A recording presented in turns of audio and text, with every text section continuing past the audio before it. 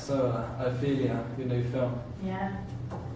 The premiere of your film had positive reviews from the critics, and I have to say I agree, it's really good. Oh, thank you very much, Amy. Do you think that you stuck to the stereotypical conventions of horror films, or do you think you moved away from them? In some aspects, we did stick to horror conventions, but we also changed our idea. We thought that it would, without the conventions of horror, but it wouldn't be that obvious that it was horror. But we still wanted the film to have uniqueness, so we didn't comply too much to the conventions.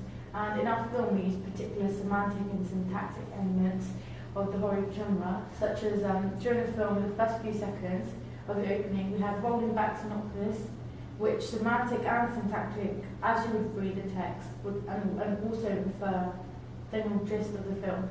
So when you see the rolling back synopsis, you know what it's telling you, and that's what you see for face value, but you also can infer what's kind of happening in the film.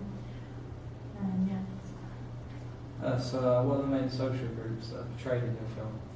So the main social group that we portray in our film is women. We also portray various different types of ethnic groups, one being Indian. And in the opening, we introduced Baki and Yasmin, who played Julia. We targeted a niche audience because we were representing the minority, but we also did have a broader kind of audience because it was horror. And this we felt that it was a good risk to take because it would be really appealing to some people. As far as how they were represented, we decided to represent the two main characters to be quite negative, but both in their different ways. So Ophelia was represented as quite a violent and masochistic person, but we also understand her backstory because she was cheated on and she commit suicide because of that. And Baki's character is also seen as a victim, but in a way he's negative too because he's also cheating on his wife, and that was meant to be very negative as well.